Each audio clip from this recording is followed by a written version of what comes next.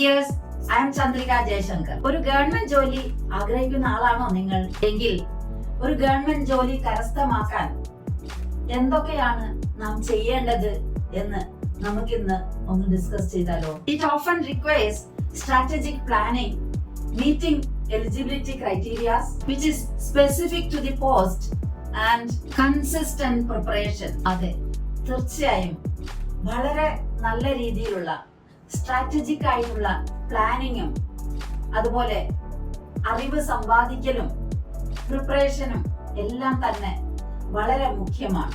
അതിനായി നിങ്ങൾ ചെയ്യേണ്ട 8 വളരെ ഇമ്പോർട്ടന്റ് ആയിട്ടുള്ള പോയിന്റ്സ് ഞാനിന്നിവിടെ പറയാം. ഒന്നാമതായി നിങ്ങൾ ചെയ്യേണ്ടത് ഐഡന്റിഫൈ യുവർ ഗോൾസ്. യെസ്, നിങ്ങൾക്ക് ജോലി നേടേണ്ട ഒരു സെക്ടർ അതുപോലെ ഒരു ഇൻഡസ്ട്രി നിങ്ങൾ ഐഡന്റിഫൈ ചെയ്തിരിക്കണം.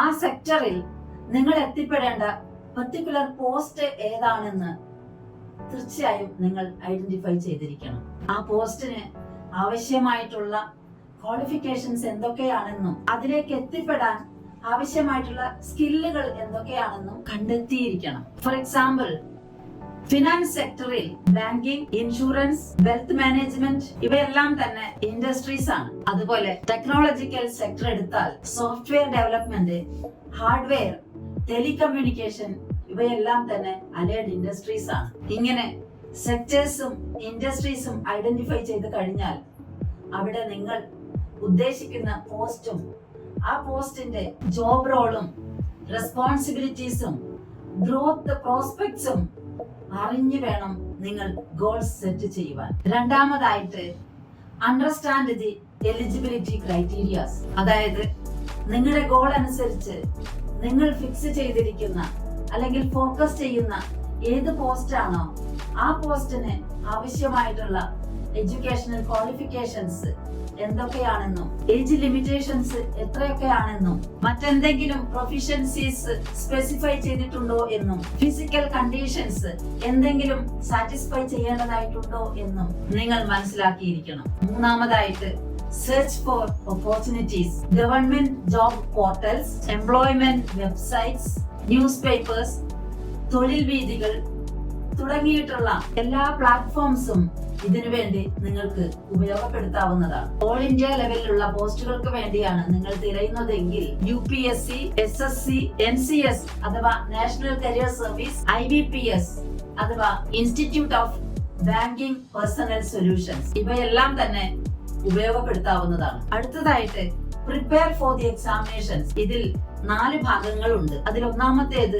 സിലബസ് അറിയുക എന്നുള്ളതാണ്. രണ്ടാമത്തേത് ആ സിലബസ് കവർ ചെയ്യാൻ ആവശ്യമായിട്ടുള്ള ബുക്സും റിസോഴ്സസും സ്വരൂപിക്കുക എന്നുള്ളതാണ്. ഓൺലൈൻ പ്ലാറ്റ്ഫോംസും കോച്ചിങ് സെന്റേഴ്സിന്റെ സർവീസും ഉപയോഗപ്പെടുത്താവുന്നതാണ്. അതിൽ മൂന്നാമത്തെ സെഗ്മെന്റ് ആണ് time management. Create your own study schedule and dedicate regular hours for your preparation. Fourth and last segment is mock tests. Collect previous year questions and practice solving those problems.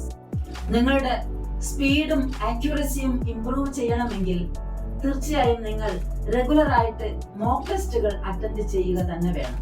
അടുത്തതായിട്ട് build necessary skills. നിങ്ങൾ select ചെയ്തിരിക്കുന്നത് അഥവാ focus ചെയ്യുന്നത് ഏത് post തന്നെയാണെങ്കിലും അതിനായി ചില skills നിങ്ങൾ അക്വയർ ചെയ്യേണ്ടതായിട്ടുണ്ട്. കമ്മ്യൂണിക്കേഷൻ സ്കിൽസും കമ്പ്യൂട്ടർ സ്കിൽസും ഇന്ന് നിങ്ങൾ ഏത് പോസ്റ്റ് സെലക്ട് ചെയ്താലും കോമൺ ആയിട്ട് നിങ്ങൾക്ക് ഉണ്ടായിരിക്കേണ്ട സ്കില്ലുകളാണ്. അടുത്തതായിട്ട് അപ്ലൈ ഫോർ ദി എക്സാമിനേഷൻ. നിങ്ങൾ ചൂസ് ചെയ്തിരിക്കുന്ന സെക്ടറിലേക്കുള്ള നോട്ടിഫിക്കേഷൻസ് വരുന്നത് മോണിറ്റർ ചെയ്യുകയും എക്സാം ഷെഡ്യൂളിനനുസരിച്ച് അല്ലെങ്കിൽ അപ്ലിക്കേഷൻ ഫോം സബ്മിറ്റ് ചെയ്യേണ്ട ഷെഡ്യൂളിനനുസരിച്ച് അപ്ലിക്കേഷൻ ഫോം സബ്മിറ്റ് ചെയ്യുക. നോട്ടിഫിക്കേഷനിലുള്ള ഇൻസ്ട്രക്ഷൻസ് എല്ലാം തന്നെ ഫോളോ ചെയ്തുകൊണ്ട് വളരെ വ്യക്തമായി നിങ്ങളുടെ അപ്ലിക്കേഷൻ ഫോംസ് സബ്മിറ്റ് ചെയ്യുക. അടുത്തതായിട്ട് prepare for interview if any. എല്ലാ പോസ്റ്റുകൾക്കും ഇന്ന് ഇന്റർവ്യൂ കമ്പൽസറി അല്ല. അതുകൊണ്ട് തന്നെ പെക്യുലർ ആയിട്ട് നിങ്ങൾ സെലക്ട് ചെയ്ത പോസ്റ്റിന് ഇന്റർവ്യൂ ഉണ്ടെങ്കിൽ തീർച്ചയായും അതിനുവേണ്ടി നിങ്ങൾ പ്രിപ്പയർഡ് ആയിരിക്കണം. Understand your job role. Also practice answering common interview questions. This can definitely build your confidence. Last but not the least is to stay persistent. സ്ഥിരത, സ്ഥിരോത്സാഹം കൈവിടാതെ പ്രാക്ടീസ് തുടർന്നുകൊണ്ടേയിരിക്കുക. Government job preparation can take time. Stay focused, manage stress and keep improving. തീർച്ചയായും ഒരു government ജോലി കരസ്ഥമാക്കുക എന്നത് അത്ര easy ആയ ഒരു ജോബ് അല്ല. അതുകൊണ്ട് തന്നെ വളരെ സ്ഥിരോത്സാഹത്തോടുകൂടിയുള്ള ഒരു പ്രിപ്പറേഷൻ ഇതിന് ആവശ്യമാണ്. ക്ഷമയും ഉത്സാഹവും അത് തന്നെയാണ് മുഖമുദ്രയായി നിങ്ങൾ എന്നും കൊണ്ടു നടക്കേണ്ടത്. അതുപോലെ തന്നെ ഫോക്കസ്ഡ് ആയിരിക്കുകയും ചെയ്യണം. എങ്കിൽ തീർച്ചയായും നിങ്ങൾ ആഗ്രഹിക്കുന്ന ആ ഒരു ഗവൺമെന്റ് പോസ്റ്റ് നിങ്ങൾക്ക് നേടിയെടുക്കുവാൻ കഴിയുക തന്നെ ചെയ്യും. ഒരു ഗവൺമെന്റ് ജോലി ആഗ്രഹിക്കുന്ന എന്റെ ഈ വീഡിയോ കാണുന്ന എല്ലാവർക്കും തന്നെ അത്തരം അവരുടെ ആഗ്രഹങ്ങൾ നേടിയെടുക്കുവാൻ കഴിയട്ടെ എന്ന് ആശംസിച്ചുകൊണ്ട് signing off your Chandrika Jaishankar.